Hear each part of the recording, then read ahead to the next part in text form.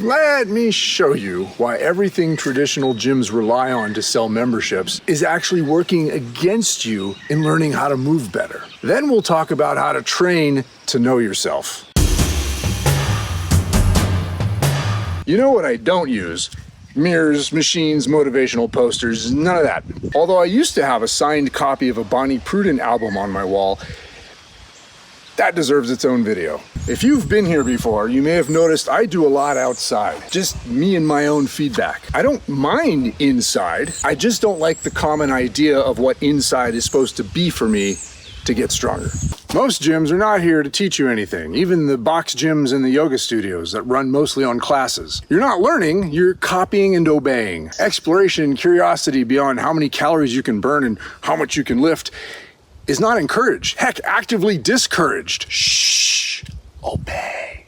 Commercial gyms don't want you there. They'd prefer you sign up full of anticipation and then never use their stuff. When I first got started in a commercial gym back in the late 1800s, only about 20 to 40% of the gym members actively used their membership more than once a month. That number is virtually identical today, decades later. Nothing has changed. So a commercial gym has to covet all the cliches to get you to sign up, not to stick around. And those cliches are classes, machines, and mirrors. No room to do anything, no education on how to do it. Open space doesn't sell because you have to teach people how to use that space.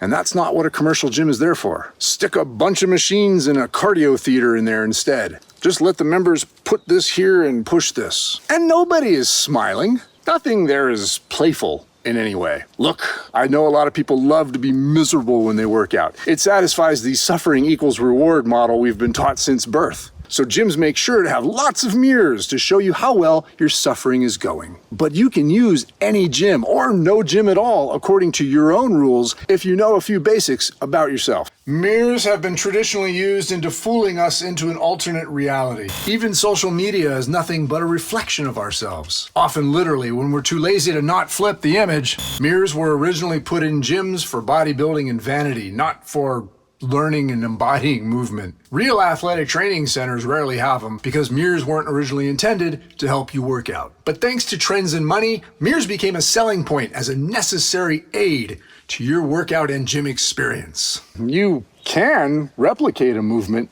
by watching yourself, but you won't embody it. We learn movement and connection by doing, not mimicking. What does that even mean? To get this, let's delve into how we learn movement.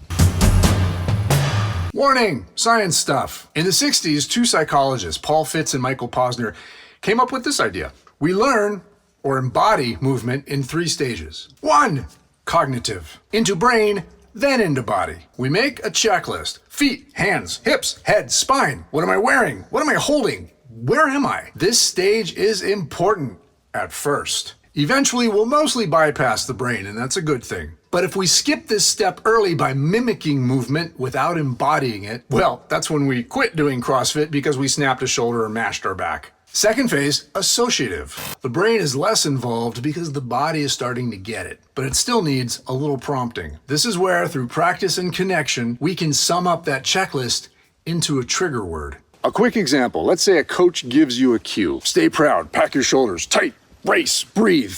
Whatever. There's a reason behind that cliche. That cue is meant to be a spark for embodiment. Maybe stay proud means dial in all those dozens of things that need to happen to keep a good, solid spine shape. Hearing that phrase snaps the body into response, running through that checklist almost instantly. Legendary weightlifting coach Jim Schmitz once gave me a cue that I still use to this day. He watched me miss the catch on an Olympic lift repeatedly while lifting at his gym one day. So he just looked at me and said, "Finish." He wasn't being glib, he was being brilliant. He knew my body would know what the fuck that meant. That was the cue to get out of my head because my body knew what was involved, that checklist, to finish the lift. That cue allows me to see myself as already having completed the movement. It works like this. My brain has one job here, that is to visualize the finished lift and share that image with my body. The body responds with, "Oh, I know how to get there." And without the brain having to think or analyze, the body just takes me there. Less brain, more body. As another coaching legend, Butch Curry, used to remind me, lift stupid, which is step number 3, autonomous. No more thought, just do. pure embodiment. This is Jordan after 1,000 practice shots. This is Bruce Lee after 1,000 purposeful kicks. The issue here is that the first 2 steps are very important to getting step 3 right. Practice makes permanent. And if you've been practicing slop, like so many of today's workout trends, then this step is going to manifest in painful lessons of permanent slop. This is also why mirrors are not a true part of the embodiment process. Every time you use a mirror to guide you, you pretend to do the movement. It's not being coached, it's not learning, it's faking it until you don't really quite make it. It's mimicry, not embodiment. And mimicry can get you pretty far, but it won't get you connected. Doing a facsimile of a movement without embodying it has long-term consequences. Maybe see this video for what I'm talking about. See, if we have to move our body according to what we see in the mirror, we're actually disconnected from the movement. It's the difference between being able to do a movement and being the movement. This is us. This isn't. It's the difference between pushing the buttons to make the machine work and actually being the machine. I understand you're the machine. Here's some good news. Once you're working on being the machine, I am the machine. it's pretty simple.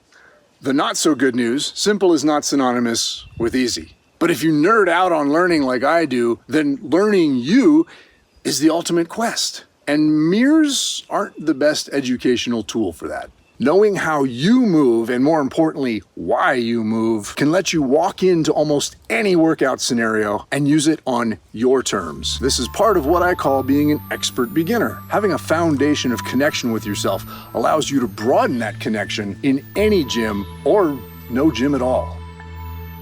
I created the Initiate program as a solid place to begin exploring movement and strength education.